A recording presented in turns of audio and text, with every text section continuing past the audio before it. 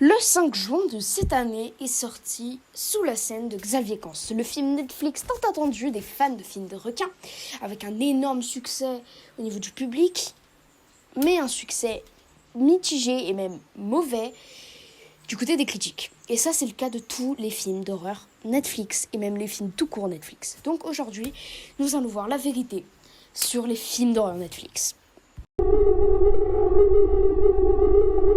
Sur les films sur lesquels je vais critiquer, je vais y aller très vite. Par exemple, pour Sous la scène, j'ai fait une critique plus détaillée qui dure à peu près 15 minutes. Donc voilà, ce sera très peu argumenté, mais c'est juste de mon avis sur les films. Donc, Sous la scène, c'est pas bon. Il n'y a rien de vraiment bon. Le design du requin n'est pas bon, la réalisation n'est pas super bonne. Juste le film en soi-même. Le scénario n'est pas bon, les jeux d'acteurs n'est pas bon, donc le film n'est pas bon. On va faire une tier list, on va le mettre là. Je vais le faire en montage du coup parce que c'est chiant. Du coup, le film est là et il en restera là tout le long. Du coup, Sous la scène, c'est un film français, comme je vous l'ai dit, ce qui est très rare de voir des films d'horreur français sur Netflix. Et c'est un des seuls films étrangers qui n'est pas américain de cette liste. Mais il y en a un autre, c'est Le Book Club Mortel de Carlos Alonso Joan. Le film, comme Sous la scène, n'est pas bon. C'est un slasher fanfiction dénué d'intérêt qui reprend les codes de Souviens-toi l'été dernier et de Scream. En gros, c'est un scary movie en fait. C'est un scary movie moins drôle. C'est juste un film cliché en fait. Et c'est pas ouf. En plus, il y a la pire référence à Scream que j'en peux plus en fait cette référence. Donc, Le Book Club Mortel est un slasher, tout comme Killer Game de Patrick Brice. Killer Game de Patrick Brice a eu une haine incroyable, recevant 4,9 sur IMDb, je crois. Je comprends pas. Killer Game, c'est plutôt bon. C'est même un bon slasher. Les personnages sont plutôt bien écrits, même si c'est des personnages de slasher, donc on s'attend pas à grand chose. Mais ouais, même l'intérêt du film est plutôt bon, ça, c'est intéressant. Il y a 2-3 moments de tension plutôt sympathiques, dans l'église par exemple.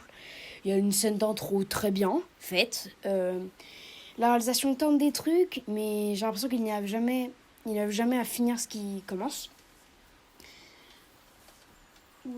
Qui j'arrive vraiment jamais à finir en fait. J'ai l'impression que même le film reprend tout ce qui marche de ces 20 dernières années dans la musique. Et on reprend un peu les thèmes de Stranger Things, les trucs, ou de It Follows, un peu pas les néons, ça veut rien dire, mais ce sera écrit, voilà. Donc, le film, en fait, reprend un peu tout ce qui marche et le fait. Des fois, avec plus ou moins de succès. Donc, Killer Game est un slasher, tout comme Fear Street, je parle bien évidemment des 3 Fear Street, Fear Street partie 1 1994, Fear Street partie 2 1978 et Fear Street partie 3 1666. C'est réalisé par Leigh Janiak, du coup une des seules réalisatrices je crois qu'on a avec un autre film, et le film est vraiment bon. Les 3 films sont bons, même si moi j'ai un vraiment coup de cœur pour Fear Street partie 2, que je trouve qu'il est vraiment une belle déclaration d'amour à Vendredi 13. Du coup, je trouve que vraiment les 3 Fear Street sont vraiment des réussites. Je trouve que vraiment, c'est vraiment des super surprises sur Netflix. Je pense que tous ceux qui ont vu Fear Street sont d'accord avec ça. Le film est vraiment bon en soi, même s'il y en a que je trouve un peu moins bien, comme le 1. Mais sinon, ça reste des très bons slashers et des très bonnes déclarations d'amour au cinéma. Les films sont très bons, comme Le Rituel de David Bruckner. Le Rituel de David Bruckner, c'est bon, c'est efficace, c'est frais. Je rigole. Le Rituel, je pense, c'est une bonne trouvaille niveau horrifique sur Netflix. Car tu passes un bon moment tout en ayant peur. Ça reprend un peu les codes de Le Projet Blair Witch, ou The Blair Witch Project en anglais. Et ça les reprend plutôt bien tout en utilisant les codes de l'art. J'en avais parlé dans la critique de The Watcher. Vraiment, j'aime beaucoup Le Rituel. Je vous conseille. Du coup, Le Rituel a vraiment une super photo et la forêt est complètement magnifique. et il y a une forêt, tout comme dans The Open House de Matt Angel et Suzanne Coates. Le film a reçu une haine pas possible. 3,5 sur IMDb, 3,2 sur Allociné. Non, 3,2 sur Sens Critique. 1 sur Allociné. Là, normalement, il y a la note Rotten Tomatoes. Bah, pourtant, c'est plutôt bon. C'est même sympathique. Le film, bah, a une réalisation qui, je trouve, c'est beaucoup... En fait, il y a une caméra qui bouge beaucoup. Ça enchaîne beaucoup des travelling avant avec des travelling... J'ai oublié. Avec des travelling verticales, je trouve ça vraiment bien. Du coup, le film nous met tout le temps en mouvement, à part à des moments précis, à des moments marche bien. Le film ne fait pas spécialement peur pour un film d'horreur. Après, très peu de films d'horreur Netflix font peur. Donc, le film est vraiment bon. Les jeux d'acteurs de Dylan Minnette, des fois, il en fait un peu trop, comme le Nono, qui pour moi aurait dû être un mème, mais qui ne l'est pas. Et ce film nous offre aussi une maison très belle, au moins qui n'est pas hantée, contrairement à I am the pretty things that in the house. C'est pas du tout ça le titre du film, mais en tout cas j'ai essayé de le dire. C'est de Osgood Perkins, dont j'avais parlé dans Longlegs. Le film a vraiment la même réalisation que Longlegs. C'est le même réal, on comprend. Mais là on s'ennuie là. Là, il n'y a pas le truc qui faisait que Longlegs était un bon film. Là, on se fait chier, quoi. C'est pas mauvais, hein. Le film est loin d'être mauvais. C'est juste qu'il raconte rien, quoi. Genre, tu finis le film, tu te dis... D'accord, du coup... D'accord, c'est ça. Tout ça pour ça. Et le film nous offre une maison hantée, pas trop hantée, contrairement à His House de Remy Weeks, qui, je trouve, n'est pas bon. Sorti en 2021, ce film n'est pas bon.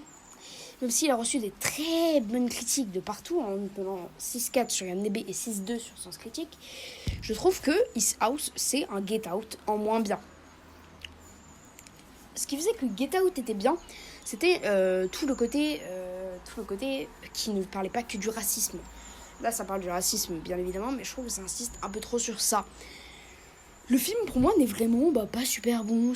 J'ai pas passé un super moment devant le film. J'hésitais même à faire x2 le film, voilà, tellement je me suis ennuyée. Et le film, un an après, qu'est-ce qui est sorti ? C'est-à-dire en 2021, est sorti Army of the Dead de Zack Snyder.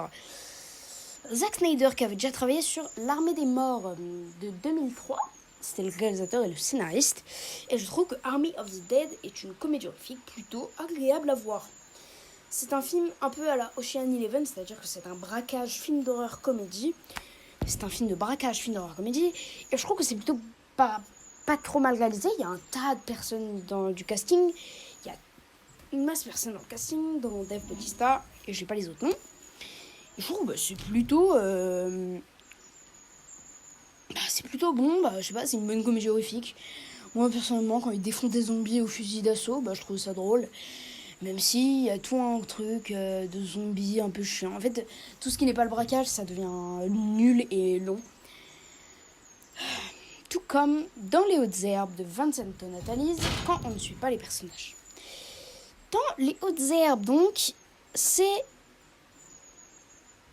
Je pourrais pas décrire le film, que je l'ai vu il y a à peu près un an. Je me souviens que ça m'avait laissé un souvenir plutôt mitigé. J'étais sortie du film en ne comprenant pas le film. Pourtant, c'est un roman de Joe Hill et Stephen King, c'est-à-dire père et fils. Du coup, je suis sortie avec un truc mitigé, même si la réalisation de Vincent Nathalise, réalisateur de Cube, est vraiment bonne. Je trouve que le film en soi, en fait, on comprend pas. Et même s'il y a le jeu de Patrick Wilson qui est très bon, je trouve qu'on comprend pas. Tout comme Ne t'endors pas de Mike Flanagan, qui est le navet de l'année. J'ai pas compris le film et je n'ai pas cherché à comprendre, tellement je m'en foutais en fait. Tu vois des personnages évoluer dans une maison où tu t'en fous complètement en fait. De ce qui leur arrive, t'es comme ça, ok, d'accord, très bien. Et en plus, le film ne fait même pas peur. En fait, le film, je ne sais pas à qui il s'adresse. Il essaie de s'adresser aux fans d'horreur tout en proposant du fantastique, ce qui est très intéressant. Mais il réagit jamais séparé. Jamais séparé. Le fantastique est totalement délaissé. tout comme l'horreur laissant place à une scène de salle de bain nulle. Vraiment, le film, je vous le conseille pas. Bref, c'était la fin de cette vidéo. Elle sera un peu plus courte car je suis en vacances. Normalement, ça s'entend parce qu'il y a des bruits de rivière. Voilà. Du coup, je suis en vacances. Du coup, la critique de Maxine et de We Are Zombie n'arrivera pas avant dans 2 semaines car l'endroit où je suis, il faut 2 heures pour aller au cinéma. Et j'ai trop la flemme de faire 2 heures de voiture pour aller au cinéma. Donc Maxine et We Are Zombie, les critiques arriveront dans 2 semaines. J'espère les voir à la suite. Peut-être que We Are Zombie, je me déplacerai à le voir parce que il me donne vraiment envie. Alors que Maxine, bah oui, il me donne envie, mais moins. Bref, à dans 2 semaines. J'espère que je ferai une autre vidéo, une petite vidéo comme ça aussi de 10 minutes, un truc comme ça. Je vous souhaite des bonnes vacances et voilà. Bonne soirée, bonne journée, bonnes vacances.